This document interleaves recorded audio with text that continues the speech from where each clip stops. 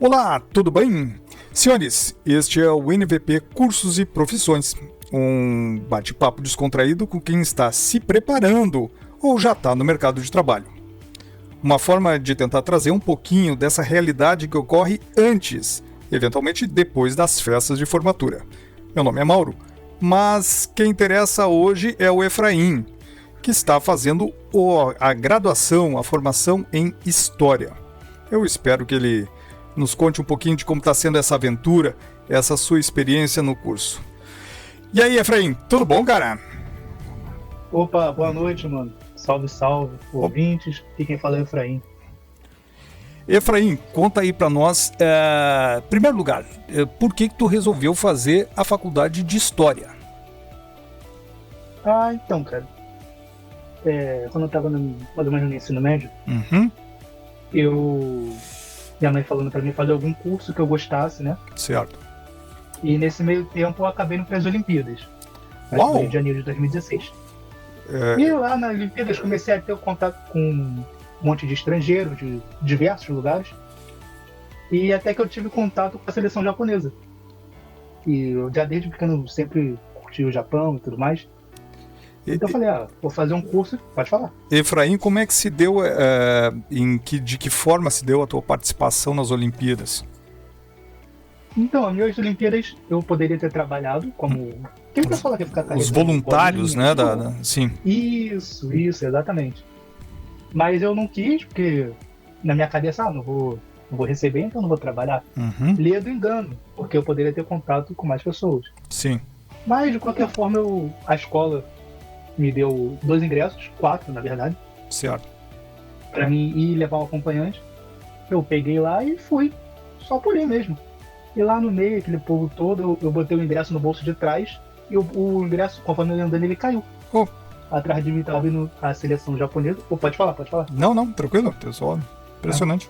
Atrás de mim tava vindo a seleção japonesa, acho que era feminina acho que era de hóquei na grama, se não me falha a memória. E aí elas pegaram e me deram o ingresso, me devolveram, né? Cara, o meu olho brilhou, sabe? Porque na época eu queria aprender japonês, mas não sabia falar nada, então só muito obrigado, com gestos, sabe?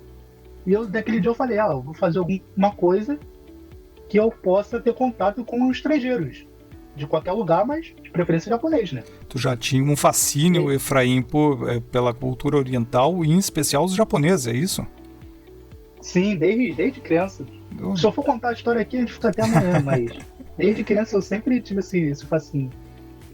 E aí saí de lá, eu falei com... deu essa coincidência de que de tantas delegações que poderiam estar perto de ti, acabou sendo uma delegação japonesa.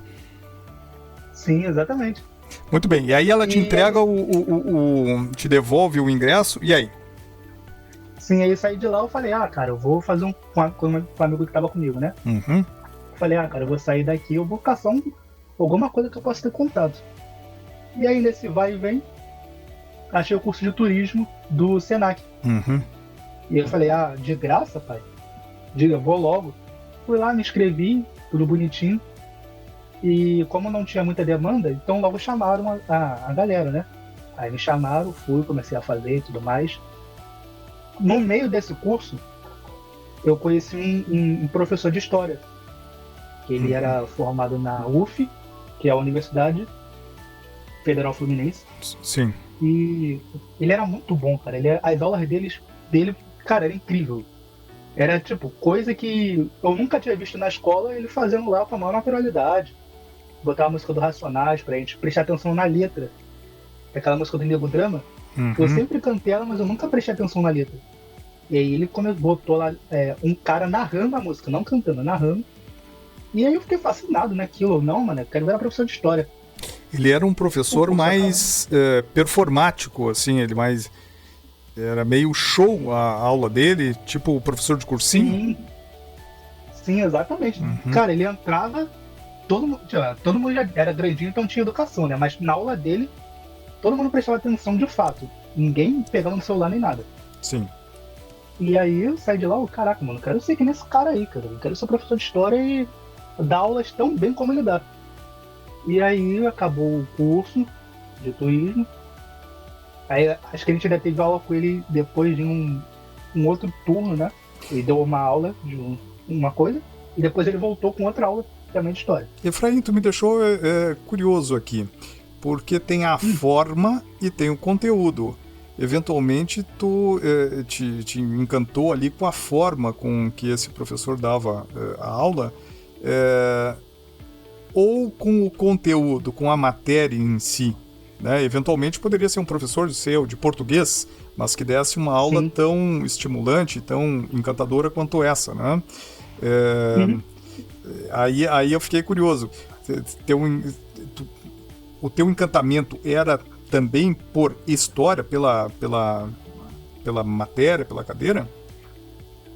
Sim, sim, porque eu sempre gostei de história, sendo que eu não sabia. Hum, Tanto é que história era a única matéria que eu tirava nota boa na escola, em todos os anos letivos. E nesse curso de turismo, não só ele, outros professores também vieram, né, de história. E aí eu comecei a gostar mais. Foi lá que, cara, o ensino da escola ele é tão ruim, que foi nesse curso que eu fui aprender que o Brasil foi para a Segunda Guerra Mundial. Antes eu sim. não sabia disso, nem sabia que o Brasil tinha uma força expedicionária. Pô, e o Rio tem um Então monte aquilo de. Né? O Rio tem obeliscos ali, eu acho que tem vários tem, monumentos ao tem o expedicionário no Museu dos Rio, né? Pracinhas, Exato. tem um monte de coisa e assim, ninguém ensina pra gente, sabe? Ninguém fala nada daquilo pra gente. Então eu ficava aquilo na cabeça, cara, como é que eu moro no meio disso tudo, Uhum. passo pra cima e pra baixo e nunca soube disso? E ninguém nunca quis me aguçar o interesse de saber por que essa rua tem esse nome ou por que que aqui tem esse obelisco, sabe? E aí esse professor ele foi o estopim para me querer entrar numa faculdade de história. Aí eu ainda estava no ensino médio, Sim. falei, é isso que eu vou fazer faculdade de história. Estava no ensino médio, fiz o Enem, Tu não mas tipo, conseguiu. fiz. Foi uma decisão muito direcionada, Efraim. Tu não chegou a considerar outras faculdades? Não, porque o que acontece? É, de novo, uma falha do ensino de escola pública Sim. é que ninguém te aguça a querer nada. A Uhum. escola pública, basicamente, ela te ensina a ler, escrever, fazer conta. Acabou daqui, você entra naquele mercado ali e trabalha o resto da sua vida. É isso que a escola pública faz. Foi então no. Ninguém tá ali para aguçar o aluno, ser um professor, um engenheiro, qualquer outra coisa. Diferente de escolas particulares, boas. Que o aluno ele já sai de lá querendo fazer alguma coisa, sabe? No teu caso, então, foi um amor à primeira vista. Assim, tu olhou a história e disse, bom, gamei, é isso que eu gostaria de estudar, doravante. Exatamente. Muito bem. E aí, encerrou o segundo grau, o ensino E médio. aí, chegando perto de encerrar o ensino médio, eu fui lá, fiz a faculdade, o Enem, fiz o Enem. Mas sendo que eu fui lá e falei assim, eu vou fazer essa prova aqui pra ver no que dá. Se não passar, não passou, tenta de novo. Fui lá, fiz a prova, tá tudo bonitinho, com uma das escrituras. Pra minha sorte, eu tive dois professores que falavam muito de Enem, uma de português e um de biologia, na escola. Eles falavam muito de Enem, e eles falavam, quando vocês forem fazer a redação, dissertativa argumentativa. Tu fala isso para um aluno, ele fala, o que é isso? Eles explicavam, né? Dissertativa argumentativa, que você não pode colocar eu fui, de acordo com o meu pensamento, explicando lá, né? Como é que fazer uma redação. Perfeito. E eu com aquele básico lá e tudo mais, fiz a redação, tirei uma nota que dá para passar. Aí que vem a história. Passei, bacana. Passei para uma pá de Universidade Federal, sendo que nenhuma era perto da minha casa. Aí, a mais perto que eu tinha, eu moro na capital, Sim. a mais perto que eu tinha era em Seropédica, que é a Universidade Rural Fluminense, sei lá como é que é, UFFRJ, um negócio assim. E era muito longe da minha casa, não tinha como eu sair da minha casa e ir pra lá, só se eu fosse morar lá, e se eu morasse lá, eu não ia ter como me sustentar. E aí passei pra Universidade de Minas, de Vassoura, de não sei de onde, Rio Grande do Sul, lá. Sendo que não dava pra mim nenhuma. Falei, cara, tomei na bunda, vou ter que fazer uma particular. Escrevi lá no sistema e eu comecei a fazer. Falei, pô, bacana, tô dentro já agora, é só esperar o currículo, o diploma e cair pra dentro do trabalho. Sendo que aí que entra a parte chata do negócio. Hum. Conforme eu fui fazendo a faculdade, o sistema ele demora tanto, cara, acontecer a parada, ela demora tanto a engrenar, porque são tantas matérias e eles não te ensinam. É meio que uma mini máfia ali dentro. Que acontece. Você tem as matérias eletivas e as mínimas. As eletivas, se eu não me engano, você faz se você quiser. A mínima você é obrigado. Sim. Sendo que eu não sei se a eletiva conta pra alguma coisa ou não conta pra bosta nenhuma, não sei como é que funciona. Sendo que eu não sabia, eu saía pegando tudo que eu via na frente. Então lá no meio eu tinha, sei lá, introdução da história, hoje, de 7h30 a 8h30. Aí de 8h30 a 9h30 era aula de botânica, sabe? Eram coisas aleatórias e ninguém explicava. No e curso, eu, inocentemente... Efraim, tem a cadeira de botânica no curso de história? Que bacana. Não, botânica é um modo de falar, mas eu tive aula de meio ambiente, sabe? Sim. Bom. Mas é tipo assim, eles não explicam muito. E você leigo, querendo, naquele calor do momento, sai pegando o que vem na frente. Não, vem.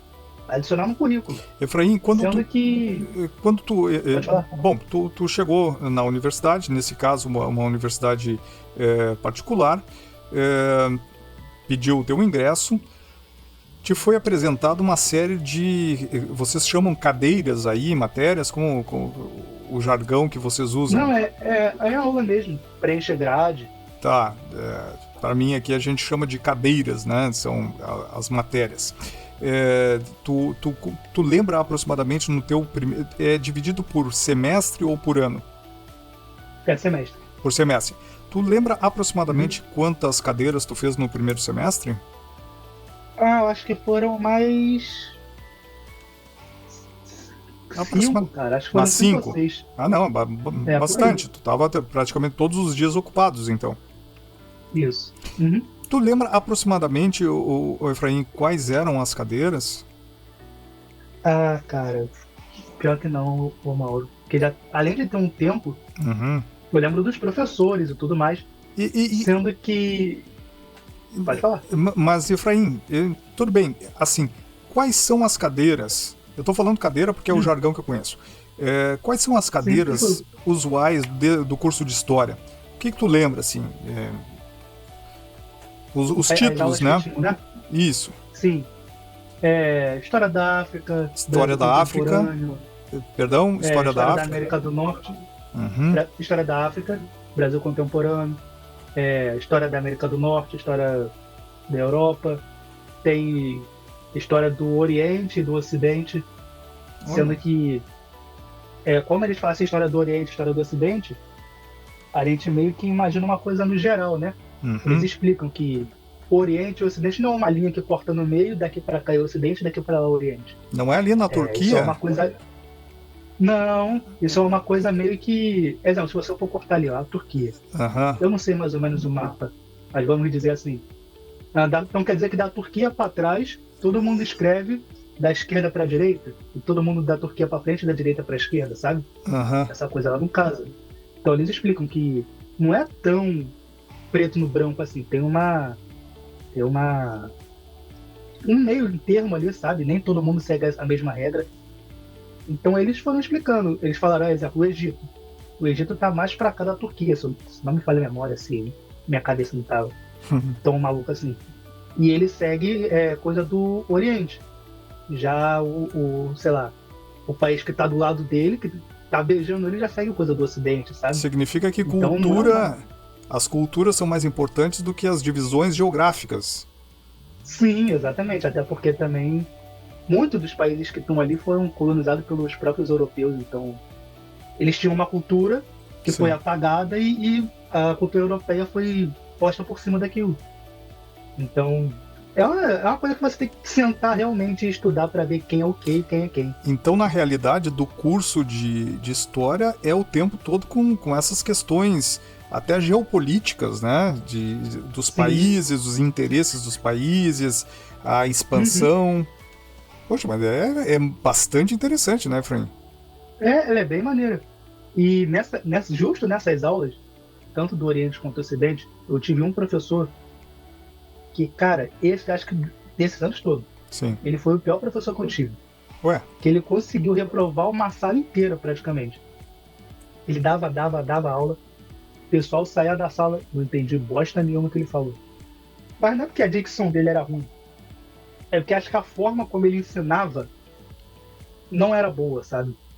Ele fala, sei lá, era um pouco uma mescla de arrogância com sei lá mais o quê. E ele falava e ninguém entendia nada do que ele falava. qual E era aí a todo cadeira? mundo rodou praticamente. A dele Isso. era, acho que História do Oriente, se não me engano. E aí quando eles pegam assim, História do Oriente, geralmente eles focavam num país, Uhum. saca? Então o professor que dava, quando falou a história de Oriente, ele vai pegando China, Japão, vai indo embora, Rússia dentro, sabe? Toda a banda de lá. E sendo que ele focou, sei lá, no Egito. Eu lembro exatamente, ele focou no Egito. Ele só dava história de Egito, só Egito. E aí ele explicou como se dava a sociedade egípcia, o Alto e o Baixo Egito, a ressurreição do Horus e não sei o que, e lá, e foi falando. E na hora que a galera ia aplicar aquilo, cara, mano, era fumada em todo mundo. Porque A- ninguém respondia da forma Aplicar, que ele queria que fosse, sabe? aplicar E é ele fazer as provas. isso. E aí, quando a galera ia aplicar aquilo na prova, ele saía rabiscando todo mundo, porque não, você não falou tal coisa que era importante, não sei. Eu, caraca, mano. E aí, tipo, todo mundo tomou fumada, e depois da parte que ele meteu o pé, ou tiraram ele e botaram uma outra professora. Ah, chegou a Pô, isso. Mauro, essa outra professora, ela entrou, falou, também foi Oriente, né? Uhum. E aí ela pegou o mundo árabe inteiro, basicamente. E ela começou a explicar o mundo árabe e o que é uma jihad, não sei o que e tal. Que a gente fala jihad, a gente já imagina logo alguém se explodindo, um tiro. Aí ela foi explicando, né, pra gente e tal, África, eu não sei o Sim. que. Mano, ela explicou direitinho. Efraim, Acabou. deixa eu aproveitar, já que tu tá nesse tema, uma coisa que eu sempre quis perguntar sobre Egito e nunca tive para quem. A civilização que hoje ocupa o Egito é a civilização egípcia? Ou essa A civilização. Sim, essa civilização egípcia, né, das pirâmides, Uhum. foi extinta, acabou, e quem hoje está no Egito é um outro povo. É uma pergunta, eu não sei. Então, cara, eu nunca cheguei, não vou mentir não, eu nunca cheguei nessa parte de saber se todo mundo daquela galera morreu e Uhum. entrou uma nova, se eles se misturaram com outro povo ou se eles só se converteram. Eles foram muito Não, invadidos, né? talvez. Aquela região é Talvez. muito. Então, cara, se for no meu ponto de vista, se eu não estiver errado, e se eu já tiver visto isso em algum canto, quando o Mohammed ele começou a fazer a expansão do Islã, Sim. ele foi para uma parte do lugar, né? Ele saiu lá de Meca e foi espalhando por aí e tal. E depois que ele morreu, surgiram os califados. E aí, cada parte ali daquele do mundo árabe era um califado. E Certo. aquele califado ali que pega o Egito e toda aquela parte ali de cima da África, Uhum. e foi até Portugal e Espanha, aquele califado ali foi o califado Omida, se não me falha a memória. E acho que é esse o nome, Omida. Então, era aquela parada, olha só, a gente chegou aqui com a religião nova, vocês vão se converter ou vocês querem que a lambida comece a passar aqui? E a galera se convertia. Então, talvez, eu posso estar errado, por favor, Ah, pesquise. imagina. Mas talvez foi isso que aconteceu. O povo estava lá, o rei do Egito ele já estava meio ruim das pernas, Perfeito. e aí teve invasão romana, e não sei o que, e Alexandre o Grande. Isso daí, depois chegou o Califado Unida e pronto, acabou aqui. Então, provavelmente deve ter se misturado. A cultura já devia estar fraca, com o tanto de invasão. O Califado Unida chegou e assimilou a parada ali, e aquela cultura morreu e seguiu a nova egípcia ali, a nova árabe. Efraim, é que volta e meia começa aquela discussão sobre a repatriação de artefatos egípcios antigos, né? E às vezes eu vejo o pessoal ali do Egito dizendo, não, que são dos nossos antepassados, do nosso pai. Eu confesso que eu fico meio assim, tá, mas será que realmente eles são? Mas tranquilo. Efraim, uma curiosidade, ou na verdade uma grande característica, então, de quem pretende fazer o curso de História é gostar de ler, gostar de livros, gostar de papel e, pelo visto, ter uma boa memória. É isso? Sim. Então, olha, cara, eu sou meio suspeito. Olha que vergonha, cara. Eu sou meio suspeito com a parada de leitura. Por quê? Pra mim, eu tenho que fazer todo um ritual. Eu tenho que primeiro pegar um livro que me interessa, ficar em um lugar e ler. A parte mais chata pra mim é a introdução. Depois que eu passo da introdução, vai embora, a parada começa a ficar legal. Então o que eu fazia? Eu, malandramente, preguiçoso como sempre prestei atenção nas aulas, porque o que acontece? Eu chego pra você e falo de, sei lá, um livro que eu tô lendo, sei lá, O Rio Antes do Rio, que fala a história dos indígenas aqui no Rio de Janeiro. Eu falo pra você, Mauro, antigamente as tribos do Rio de Janeiro, quando os índios tinham filho, depois de 3 dias a mulher voltava a trabalhar normalmente e quem ficava de resguardo era o homem. Então as pessoas da tribo viam, parabenizavam o homem, traziam um presente pro índio, o homem, e ele ficava nisso aí por, sei lá, 1 mês, sabe? Então eu chego pra você e falo isso, essa história, vamos dizer que você é eu. E você ouve essa história, você vai pesquisar aquilo, sabe?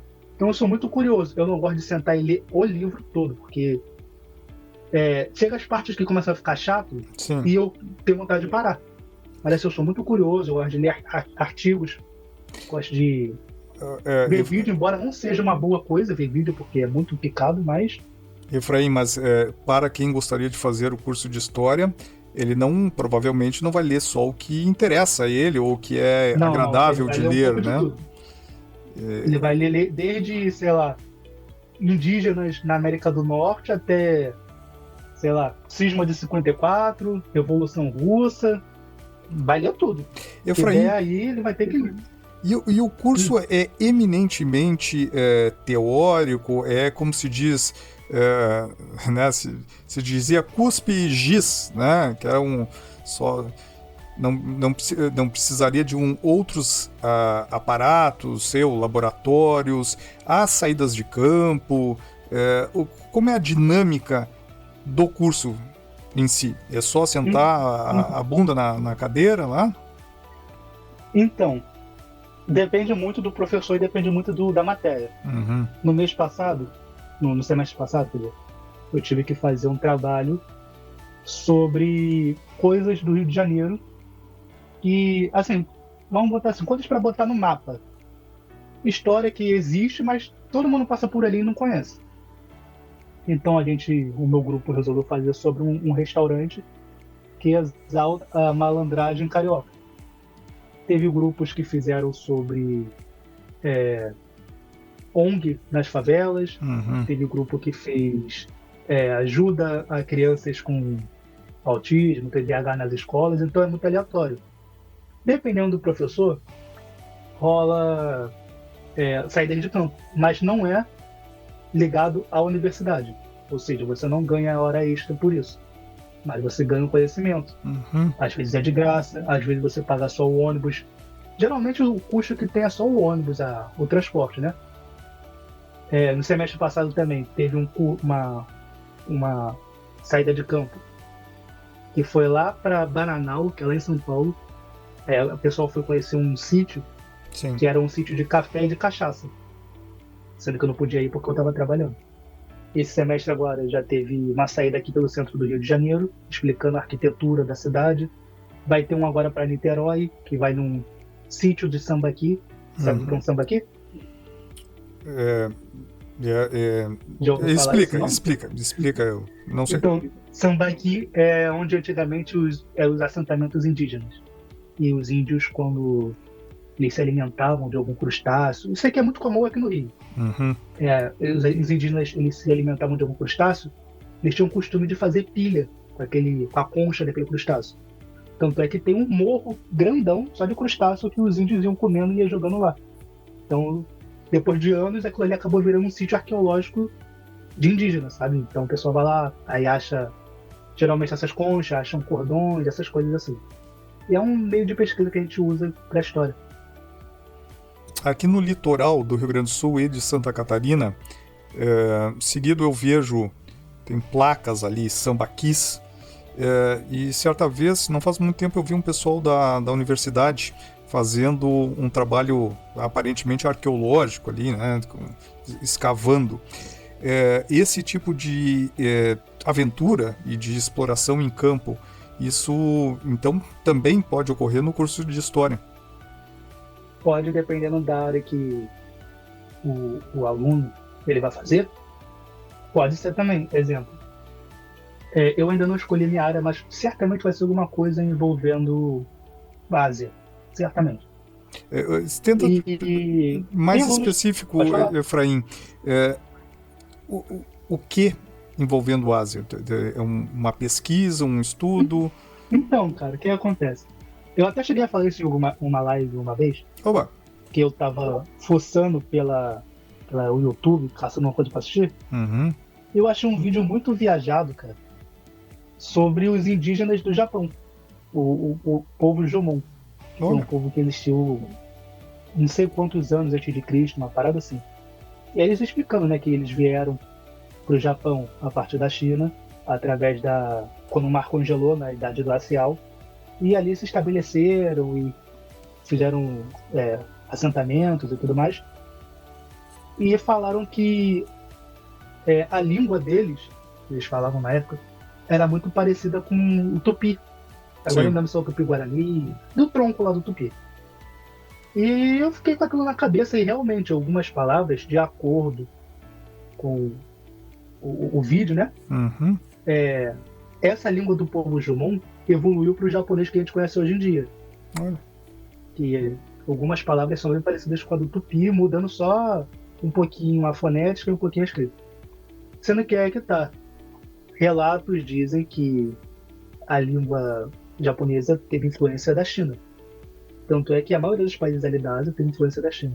Em que momento, Efraim, tu vai ter que fazer essa decisão de escolha da tua área de concentração de estudo?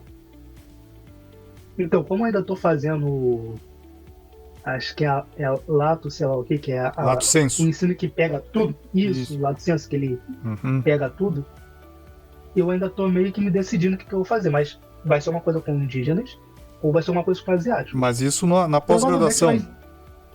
Isso. Agora, pro final, quando for fazer o TCC, sim, eu já vou começar a puxar para esse lado. Eu tô fazendo Tu tá quase no final do curso, né, Efraim? Falta só 11 matérias para acabar. Eu não falo mais semestre porque depende muito da grade, então já estou contando por aulas. O curso de História, a pessoa fazendo no ritmo regular, seria 5 anos, 4 anos, aproximadamente? 4 anos. Em 4 anos? Aproximadamente, talvez indo para 5. O teu curso, teu trabalho de conclusão, Efraim, tu já sabe do que vai fazer?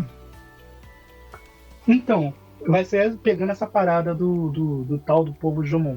Tu não tem um título ainda? Não, ainda não pensei em nada. Sendo que é que tá.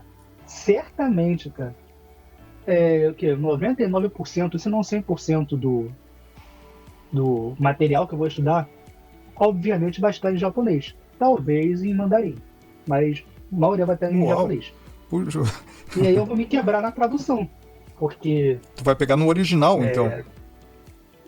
Porque provavelmente isso não tem no português. Sim. Talvez no inglês. Então, mas no português eu acho bem provável. Efraim, quem considerar fazer o curso de História, além de ter que gostar de ler, além de ter que gostar de escrever, além de ter que ter uma boa memória, além de ter que ter a resiliência de fazer trabalhos, também vai ter que gostar de línguas. Não, depende do que vai pegar. Depende muito. Se o cara for pegar a história da lusofonia, do mundo português, né? Das colônias portuguesas e tudo mais, ele não vai precisar aprender outra língua. A não ser que ele queira... Vai fazer comparado, lá, focar, né? Se ele quiser focar em alguma colônia específica. Por exemplo, ele quer focar em Moçambique. Sim. Ele vai falar o português, obviamente, mas ele quer aprender alguma língua local do país. Ou, sei lá, ele quer falar de Macau. Ele vai falar português, mas também vai saber mandarim, sabe? Tudo depende. Efraim, e essas questões é que te levaram a ter um interesse em estudar outras línguas, então? Mais ou menos. Né? Como eu cortei essa parte no começo, Diga. eu sempre quis sair do Brasil, né? Sempre quis ir embora daqui, desde criança, desde pirralho. Então pensei, vamos pro Egito, porque o Egito tem bastante história, e na época eu já assistia muito History Channel, então é isso aí, pai. Vamos lá estudar o Egito. Pô, Efraim, aí pro Egito, cara? Cara. E aí eu comecei com aquela pira, né, mano? Estudar árabe e não sei o quê, mas aí eu sou pequenininho, pirralho. Eu lembro que passou no Jornal Nacional uma guerra que teve lá no Egito.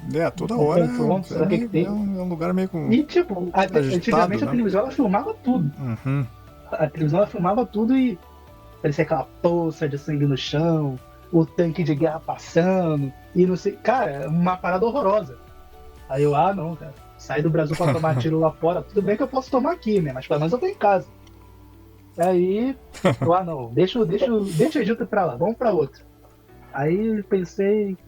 Aí não sei o que eu vi uma coisa sobre. Vi alguma coisa sobre a Alemanha e Santa Catarina / Rio Grande do Sul.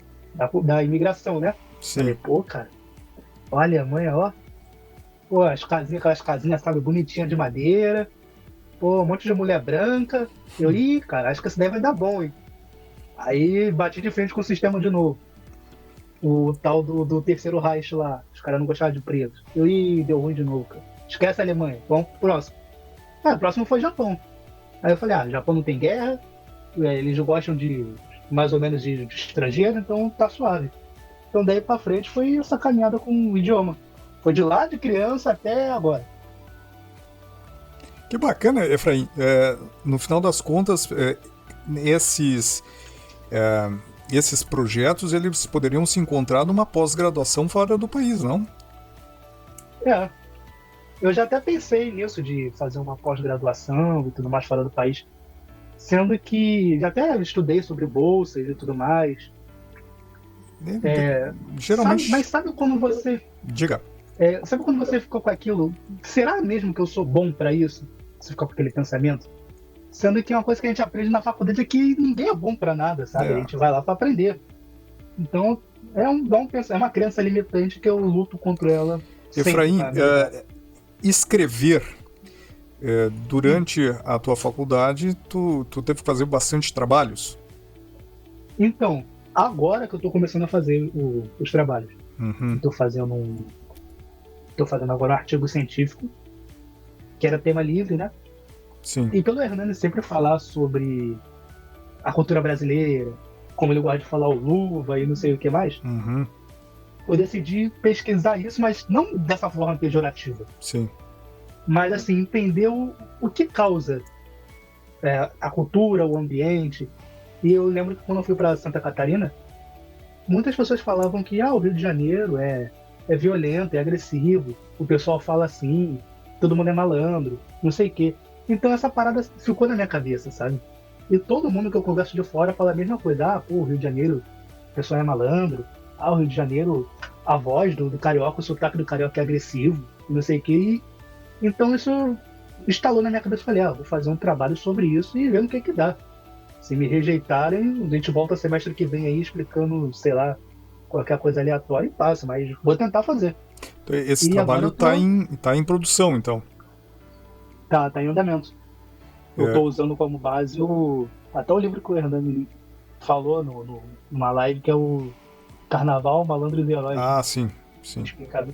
E só pela introdução, cara, eu vi que o cara foi a fundo na história mesmo, foi pra gringa, estudou lá fora, não sei o que, então vai ser uma parada boa. Efraim, essa noção para levar as outras pessoas, né, que pensam em fazer o curso de História, de que o cara vai ter que sentar na frente do computador e produzir monografias, Ele vai ter que exercitar o escrever, né? Se expressar por escrito, o português, e claro, vai aprender no início da faculdade, fazer, né, dentro das normas científicas, das normas acadêmicas, né? Me parece que isso é uma noção relativamente importante que a pessoa venha a ter, né? Porque me parece inescapável para alguém que vá para uma carreira intelectual dessas, ter que se defrontar com essas questões, né? De ter que ler, de ter que papirar, de ter que escrever. Papirar é jargão de milico, né? De ter que estudar, né? Tem que gostar de papel, né? De ser curioso. Então, Diga. Exatamente. Então, muitos se pensa que, não, quando você entrar numa faculdade de humanas, nossa, você vai ter que dormir e acordar com o livro na frente da cara para ler e não sei o quê. Isso varia muito de pessoa para pessoa, porque não é tão maçante assim como o pessoal acha que é. É mesmo? Mas também não é um passeio na Disney. Não é tão maçante assim, não. O que acontece? O semestre, ele tem, obviamente, 6 meses. Então, a instituição, ela divide lá os dias da aula, e o professor, durante aquele semestre, ele fala, pessoal, a gente vai ler tal livro. Aí, fala, esse livro aqui é o que, sei lá, a instituição está recomendando, e tem esse aqui complementar. Então, você vai lendo aquilo ali, ele fala, para tal aula, você lê de página tal a página tal. Sei lá, da página 1 à página 5. E você vai lendo aquilo devagarinho. Você não vai ler tudo de uma vez só. Efraim, quando chega no final do semestre, você já leu tudo. Efraim, no meu tempo o pessoal usava muito Xerox. Nem sei se isso existe ainda. E se gastava fortunas em livros. Hoje, em 2024, como é que é isso? É tudo livro digital? Tá tudo na internet? Ou a pessoa ainda precisa vender o carro só para comprar os livros? Não, então. Eu tô nesse ramo aí desde 2019. Até hoje eu não gastei R$1 com Xerox. Tudo tá PDF. Olha. Tudo tá no sistema da universidade. Então tá. Se o pessoal tem medo disso, de Xerox, tá tranquilo hoje em dia. A não ser que a pessoa goste do físico ali na mão. Aí é outra coisa. Mas, tirando isso... Isso é polêmico. Porque ou a pessoa né, pode ter... Tem muita gente que tem muito amor pelo livro de papel, né? Eu acho isso meio um fetichismo até. Outra coisa é o amor pelo conhecimento. Até confesso que eu tenho vários livros... por fetiche mesmo, porque são bonitos, são bem ilustrados, essas coisas. Mas, só por estética, né? Só para deixar a parede bonita. Mas, Efraim, o que tu usa para ler PDF? Como assim? Qual tipo de livro eu uso? Ou qual dispositivo tu usa para ler os PDF? Tá. Então, eu geralmente gosto muito de ler por mais louco que pareça, eu gosto de ler no metrô. Certo. No trem, no transporte, no ônibus, qualquer lugar. Tá, mas o ônibus nem tanto que o ônibus sacode muito. Efraim, com qual dispositivo? Eu uso celular. No celular. Tá, então, hoje em 2024, a pessoa consegue acessar essas informações, acessar os livros, a sua biblioteca e usa o celular. Os usos e costumes de 2024. Isso... alguns anos atrás soaria muito desafiador, né? Mas impressionante e facilita muito, né, o acesso. Tu conta, Efraim, que está, né, quase no fim do curso e, não obstante, pôde fazer com o material disponibilizado digitalmente aí, né, com os PDFs e essas coisas. O Efraim, o curso de História, ele é caro? Se eu quero fazer História, já vi que eu vou poder economizar bastante em material, né, em livros, essas coisas. É caro um curso de História? Isso depende muito da universidade, porque cada universidade tem tabela de preço diferente, Sim. Tem qualidade diferente. Mas ele gira ali, eu entrei com o Enem, então eu tenho 70% de desconto. Eu pago, acho que a mensalidade mais cara que eu já paguei foi 600 pilas. 600 Hoje, por isso. mês. Hoje em dia, isso. Hoje em Uhum. dia eu tô pagando 185. Então ela varia muito. Sim. Do quanto você pega, o Sim. preço das matérias que estão lá, porque os preços são diferentes. E também a instituição. E ele inclui também passagem, né? Dependendo se a pessoa mora perto ou longe e tudo mais. Efraim, eu vou fazer uma pergunta meio provocativa, que é o seguinte: para que alguém faria o curso de História? Serve para quê? Então, o curso de História, ele basicamente sai para você dar aula, Uhum. ou escola ou curso. Você pode, o que mais? Trabalhar com pesquisas, mas aí Pesquisa é depende virar da acadêmico. pesquisa. Virar acadêmico, trabalhar junto a instituições. Isso, exatamente. Uhum. Sendo que a parada da pesquisa, que geralmente você não recebe por isso, você vai lá só pelo aprendizado. Os Mas bolsistas não de tem muito pra pesquisa, onde. não, recebem.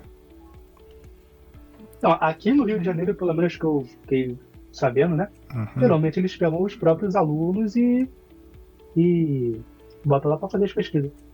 Isso eu tô falando a nível da primeira graduação, né? Claro, se você Certo. for lá como mestre ou como doutor, você vai receber Uhum. por aquilo, óbvio. Seguindo o cargo, né? Como eu já falei, se você for para. Aqui já foge da minha alçada, Uhum. mas se você for para mestrado, doutorado, aí você já pode fazer pesquisa.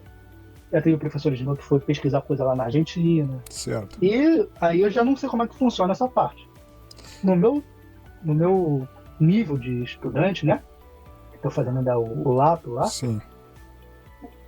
não tem muito além do ser professor. Se você der sorte, trabalha em algum museu.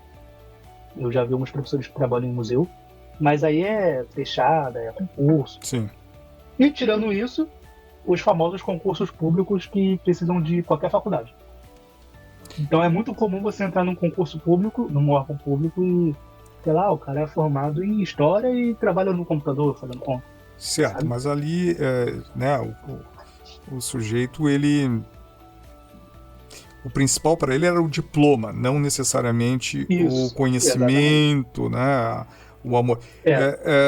Efraim, então é o seguinte, o cara faz o curso de História e, prioritariamente, o destino é o acadêmico. acadêmico, é dar aula. Isso. Uhum. É o teu, Acadêmico. é o teu Perdão, interesse, pode falar. Efraim. Sim, é o meu interesse por enquanto. Então, Além do acadêmico, caso ele queira, ele também pode trabalhar como guia de turismo, porque envolve história, né, do sim. ambiente, ou museu. Só. Pelo que eu saiba, só. Efraim, então, em algum tempo, tu vai estar em sala de aula, dando aula para os alunos. Sim. Uma hora eu vou ter que ir lá enfrentar esse monstro chamado sala de aula. E tu pretende se emular, imitar aquele professor que te encantou há tantos anos atrás? Sim, eu pretendo dar aula como ele dava. Que bacana, claro, né? Que não vai ser igual, né?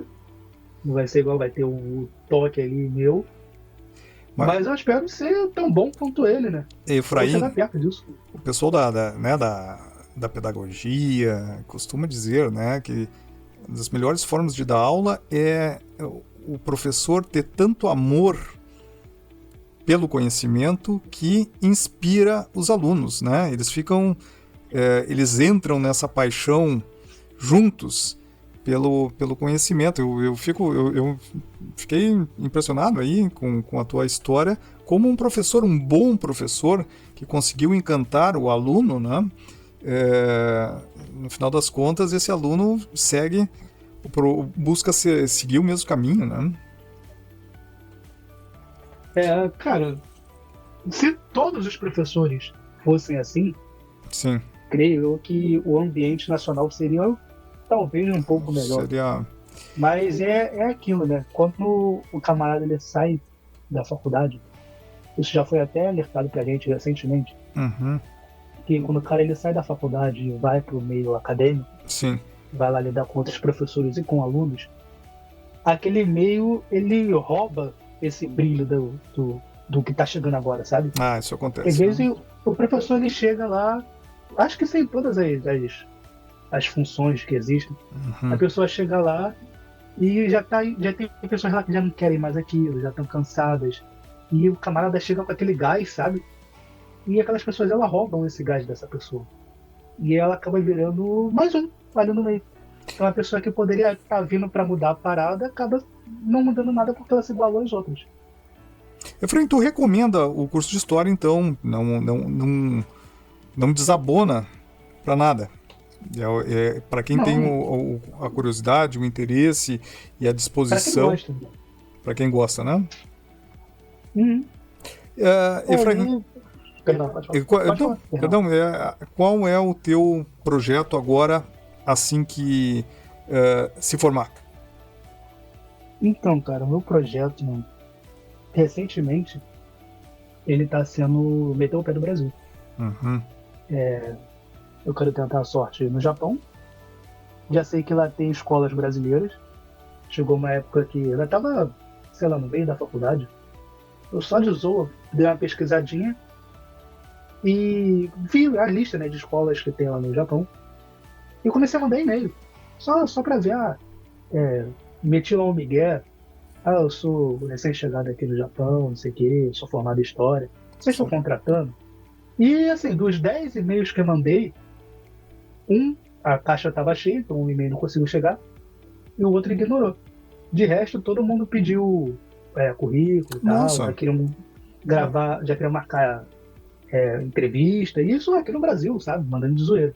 Claro que não tem prosseguimento, cortei ali no meio do caminho, só fingi que nada aconteceu. Uhum. Então, se por algum motivo não deu certo lá no Japão, ou sei lá, se eu resolver ficar aqui pelo Brasil, eu vou tentar a sorte como professor. Mas caso eu for para lá e não der certo, eu trabalho lá de qualquer coisa e uso o meu canal no YouTube para, sei lá, falar história, alguma coisa do tipo.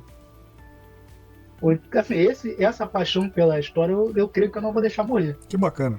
Agora, já ser o professor em si, tá lá na sala de aula, isso eu já não posso garantir, sabe? Mas é uma pretensão tua. Deixar deixar isso morrer em mim, eu acho que não morre mais não. Que bacana, boa. Ô Efraim, eu fiquei bem impressionado, assim, né? Quando a pessoa tem uma paixão, né, e acaba seguindo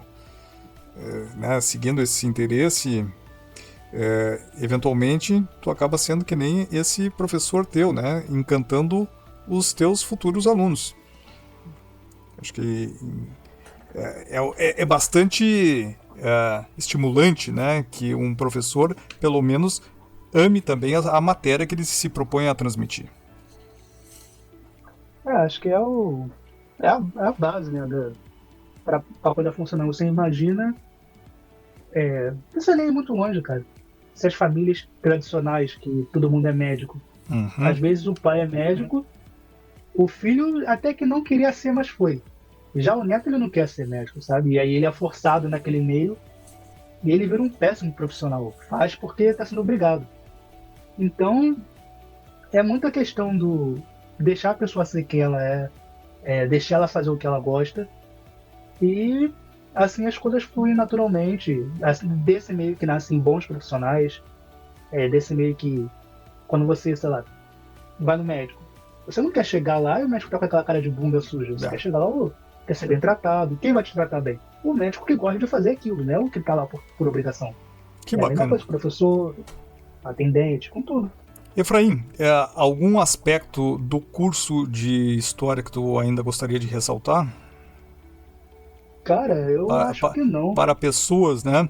Bom, de qualquer maneira, Efraim, dúvidas, perguntas, dramas, questionamentos, ansiedades a respeito, seja dessa entrevista ou do programa, então o pessoal pode enviar para o e-mail que vai ficar aqui na descrição, tá bom? Efraim, cara, muito obrigado por ter batido esse papo, né? Espero que seja útil para as pessoas terem, né, uma nova... ampliar a sua visão de possibilidades, seja de cursos, né, seja de carreiras. Valeu, mano. Obrigadão. Tá bom? Encerramos, então, por aqui. Um grande abraço, Efraim. E até, então, um próximo episódio do Cursos e Profissões. Um grande abraço.